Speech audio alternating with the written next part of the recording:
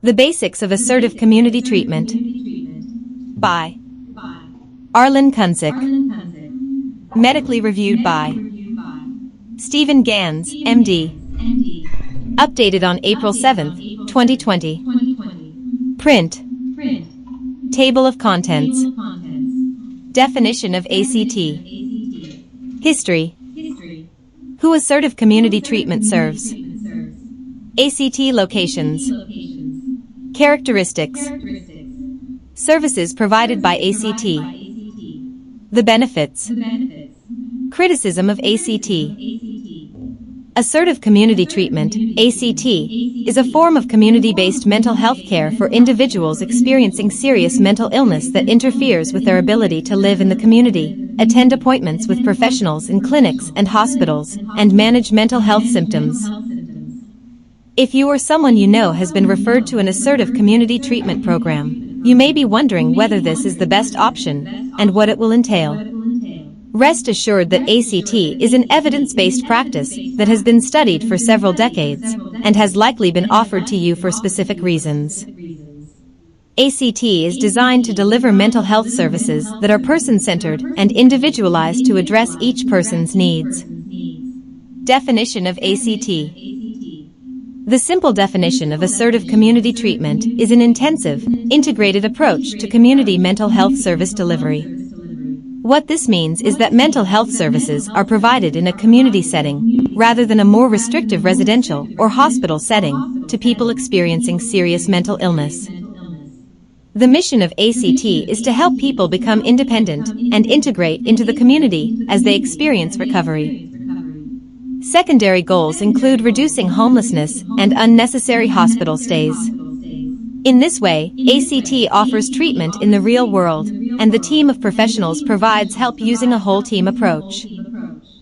Many people suffer from symptoms of mental illness that impact their ability to function in daily life, and that land them in the hospital emergency department seeking services. The goal of ACT is to reduce this reliance on hospitals by providing round-the-clock services to the people who need it most. In this way, assertive community treatment could be expected to help to reduce preventable outcomes of mental illness, such as homelessness and substance abuse. History. How did assertive community treatment get its start? Go back to the 1970s, and a picture will quickly emerge of a shift away from the institutionalization of patients with severe mental illness. At the same time, community services were poorly set up to help these people who were no longer living in institutional settings.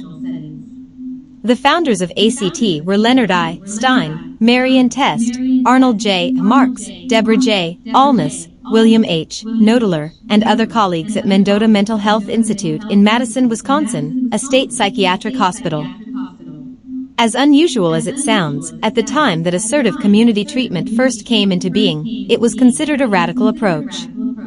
Since that time, however, it has become one of the most important delivery methods for specific populations of those with mental illness.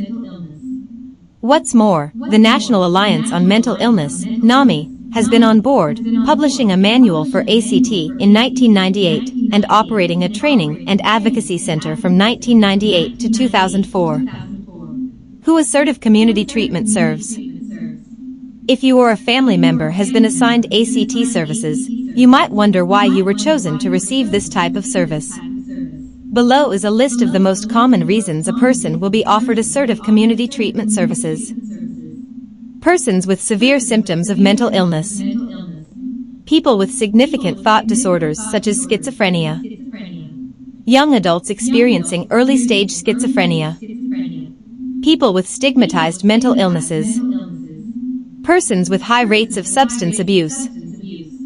People with a significant history of trauma. Those with frequent hospital stays. People experiencing homelessness due to mental illness. Persons with overlapping physical and mental illnesses, for instance, hard of hearing individuals with a mental illness. Persons experiencing psychiatric crises. People with mental illness in the criminal justice system. Refugees with mental illness. People unlikely to attend appointments at hospitals or clinics. People who have not responded well to traditional outpatient care. ACT locations. Assertive community treatment has been implemented in countries such as the United States, Canada, Australia, and the United Kingdom. For example, specifically in the United States, ACT was implemented across the country by the Department of Veterans Affairs. Services are not provided in a clinic, but rather in the patient's home, in community locations, such as a coffee shop, restaurant, or public park, in homeless shelters, or wherever is most appropriate and convenient for the person using the service. Characteristics. If you are about to enter assertive community treatment, you are probably unsure of what to expect. Most ACT programs have similar structures, so the following may give you some guidance on what the program will offer. Your treatment plan will be centered around your own personal strengths, needs, and desires for the future. ACT is offered long-term, but not unlimited.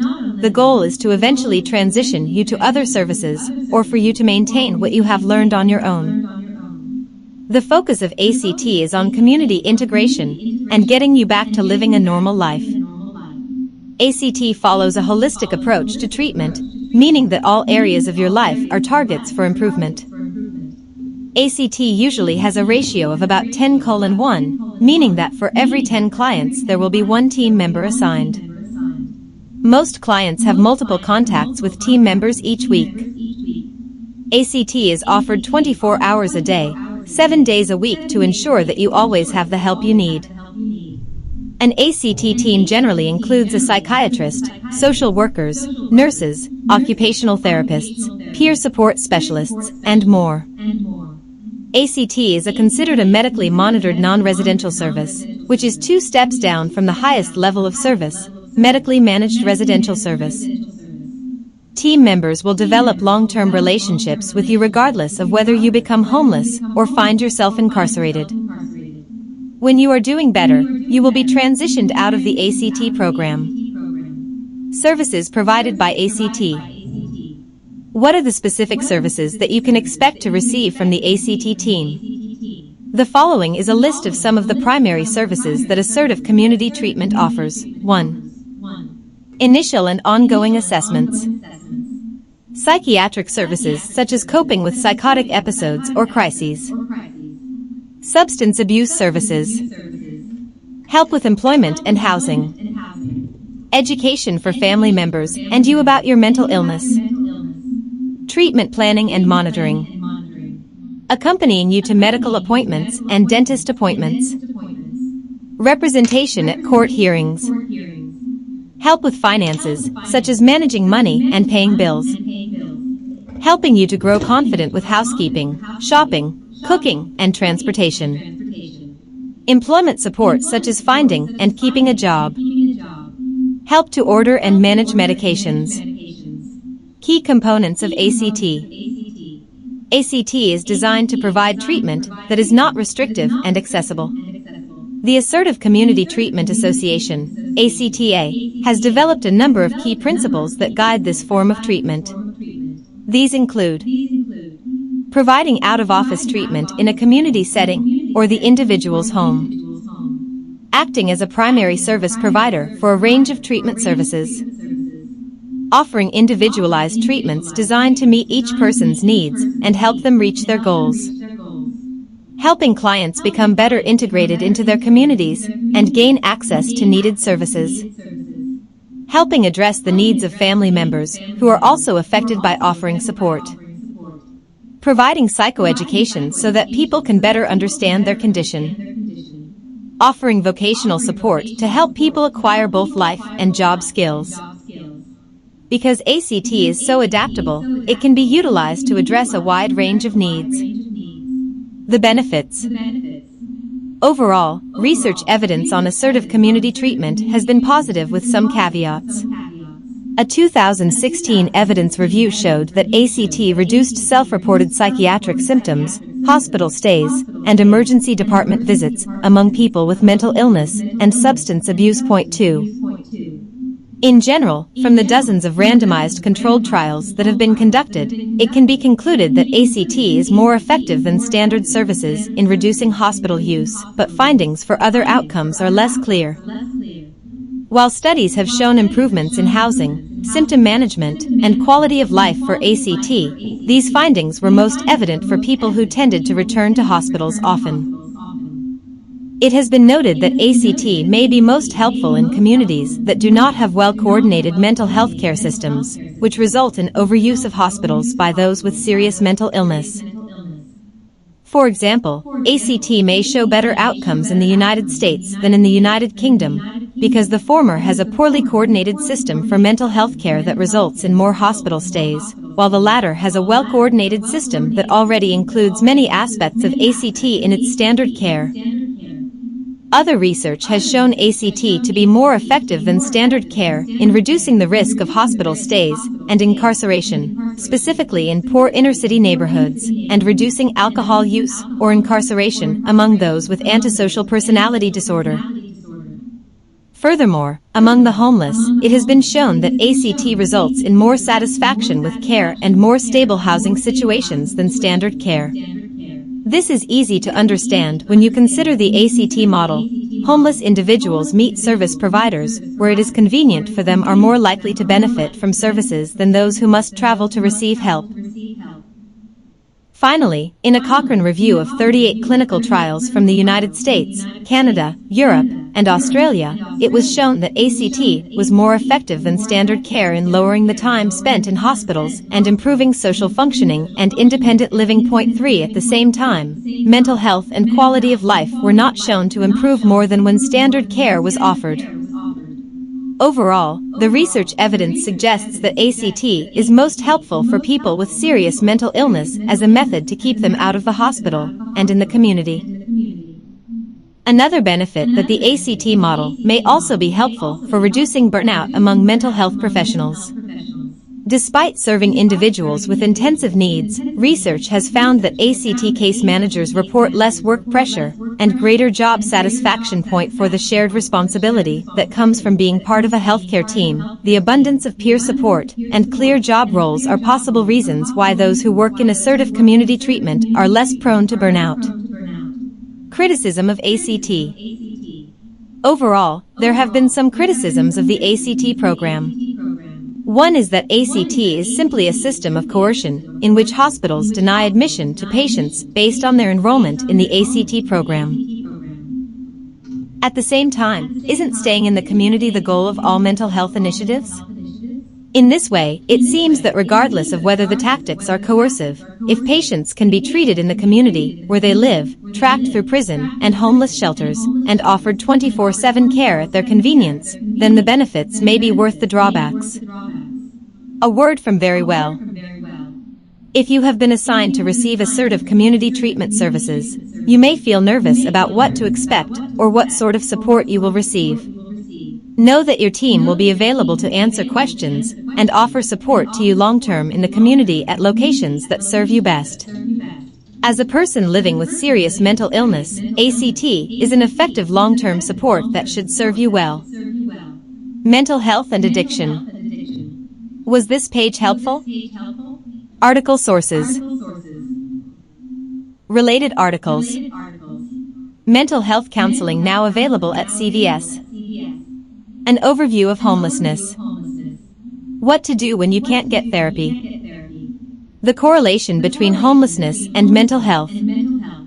Best drug addiction treatment centers of 2021. How being in prison might affect your mental health. Best insurance.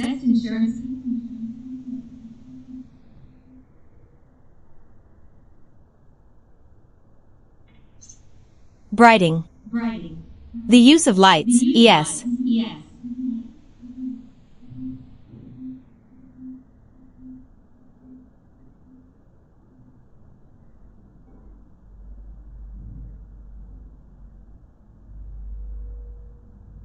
Brighting. The use of lights, especially vehicle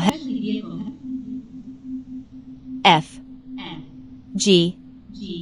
Gaslighting. A form of manipulation that is intended to make a targeted individual or population doubt or question their own memory, perception, and sanity. Gaslighting is of use to destabilize the target and delegitimize the target's beliefs and any claims of being targeted. Gaslighting can include persistent denial by the perpetrator, misdirection, contradiction statements, and lying. This can lead to schizophrenia mental disorder. H. I. Insincerity. Saying what one believes another person wants to hear. This behavior is often done to disarm the other person from their options of critical thinking or acting promptly on a boundary. Intimidation involves a threat of or perceived threat of injury or harm. In the context of organized gang stalking, the threat can be a subtle act or reference that the targeted individual can only interpret in such a way, or it can be a more direct and blatant act. The purpose of this may be to actually threaten the person, or to cause further emotion distress, which is what organized gang stalkers do. J.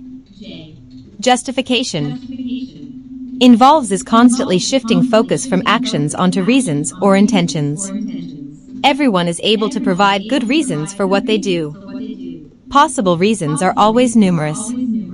In a situation where what happened and the responsibility for what happened is not disputed, discussing reasons may be self-revealing and enjoyable. But where actions have never really been owned, switching to reasons is part of the con and intended to maintain the imbalance in power. K. L. Lying in wait. M.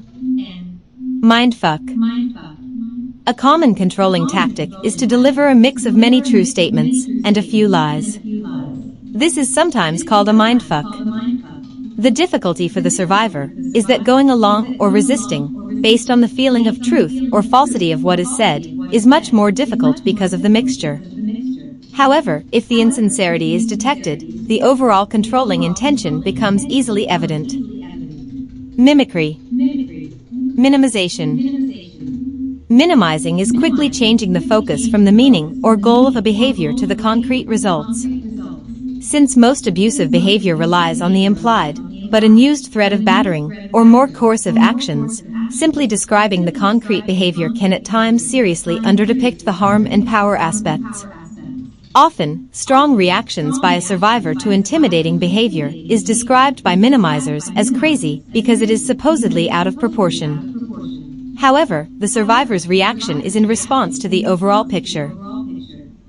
Minimizing also consists of admitting what is already provable and denying the part that can't be proven. Mobbing, as a sociological term, means bullying of an individual by a group in any context, such as a family, peer group, school, workplace, neighborhood, community, or online. When it occurs as physical and emotional abuse in the workplace, such as ganging up by coworkers, subordinates, or superiors to force someone out of the workplace through rumor, innuendo, intimidation, humiliation, discrediting, and isolation, it is also referred to as malicious, non-sexual, non-racial/racial, general harassment. N. Noise campaign. An orchestrated effort to produce stress in a targeted individual through prolonged exposure to significant noise levels. A noise campaign can range from multiple neighbors routinely playing loud music, individual stalkers with air horns, car alarms, fireworks, or organized repair work that involves a high level of noise. O. P. Q. R. Reverse psychology. The principle or practice of subtly encouraging a behavior or belief by advocating its opposite. Reverse psychology can be viewed as a form of gaslighting. S. Sensitizing. Acts or behavior by organized stalkers to cause a targeted individual, or a someone or something else, to respond to or notice certain stimuli, i.e., to make sensitive to. A sensitizing act is often done over and over to get the targeted individual's attention. Street theater. T. The con. Traffic mobbing. A form of mobbing using bikes, pedestrians, and cars to harass the targeted individual between one destination to another destination. As evident that police are widely involved in gang stalking, stalkers also use police and military traffic tactics to harass the target. Examples include almost being hit by a car or run off the road where you thought it was intentional. Californians are infamous for cutting other drivers off. U V Victim playing. In the context of abuse and in its most basic form, victim playing involves someone, typically the abuser, acting as if they are the victim of a crime or abuse from someone else, typically the actual victim. As a form of justification, victim playing can be used to divert attention away from acts of abuse by claiming that the abuse was justified based on another personal bad behavior. W X Y Z A B C D E F G H I J K L M N O P Q R S T U V W X Y Z. Share. Admin OSA. With product you purchase.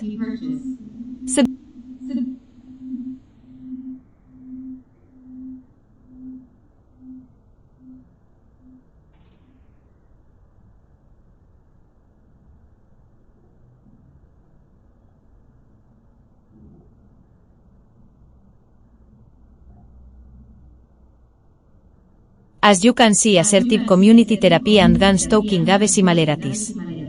They both use a community group to conduct tactics. In medical it is probation. In other harassment applications they perform stimuli to harass only that group. There is no informed consent, there are no medical interviews, there is no court order of incapacity as this requires face-to-face interviews, both from the doctor and the judge who must verify the prior levels of knowledge of the person. With adding, subtracting, reading and the basics is enough for this to not prosper. It is used as harassment or illegal experimentation. In neuropsychology they recognize the use of methods that study verbal, non-verbal, cognitive language, life history according to the eyes of third parties, family, files, edicos, other testimonies, etc., cognition and Alzheimer's. It will present how they use electricity to also cause damage to the health of the person they are harassing.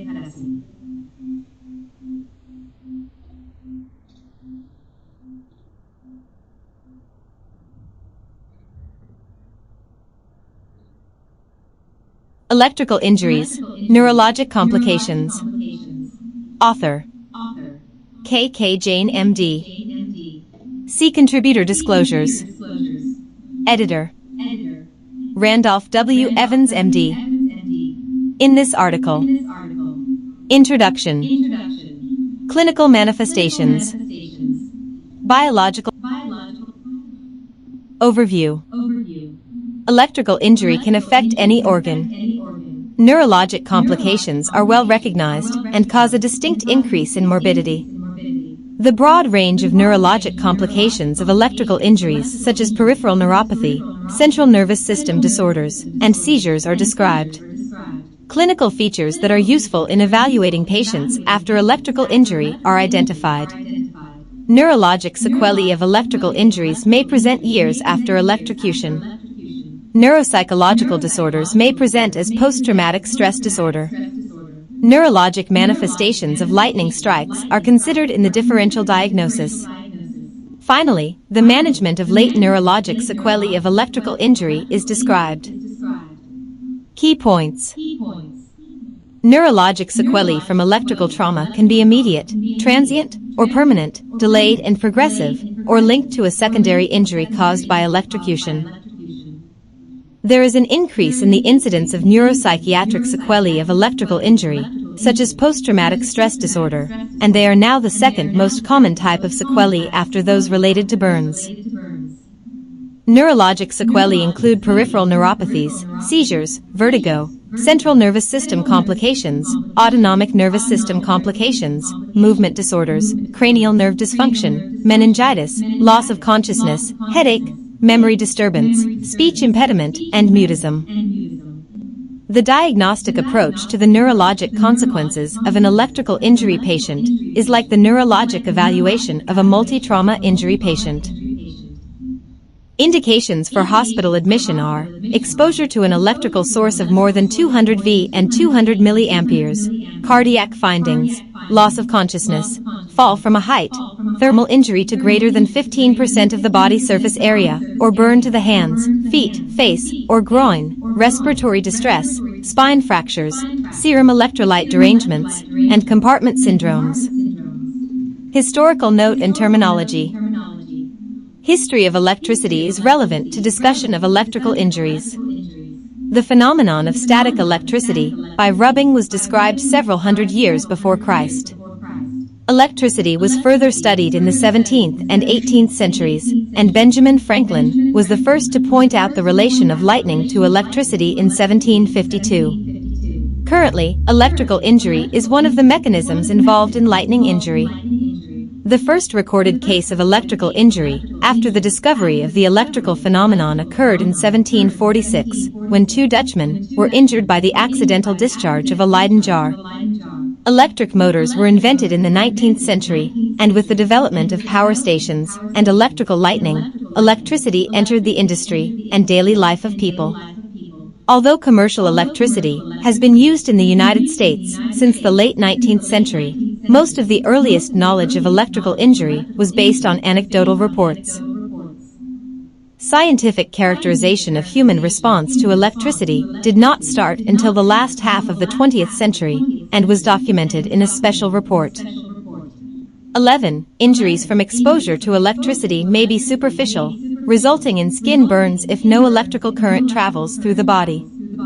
Nevertheless, a patient who presents initially with electrical burns and no neurologic signs may develop late neurologic sequelae. In true electrical injuries, the victim becomes part of the electrical circuit with an entrance and exit site for the current. This can involve damage to various organs including the nervous system, which will be the theme of this article. Secondary injuries may be due to falls caused by contact with electrical energy. Lightning may also involve passage of electric current through the body. Most of the electrical injuries occur in workers dealing with electric machinery or power lines. The incidence has decreased with regulation of electrical safety standards at work. Medical procedures involving exposure of the human body to electricity, particularly the brain, may result in injury. Electrical injuries can occur at home due to mishaps in handling electric appliances.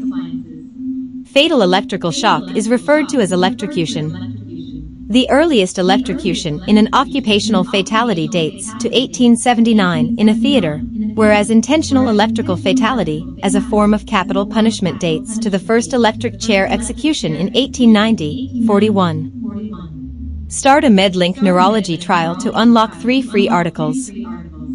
Sign up for a free account. See plans and pricing.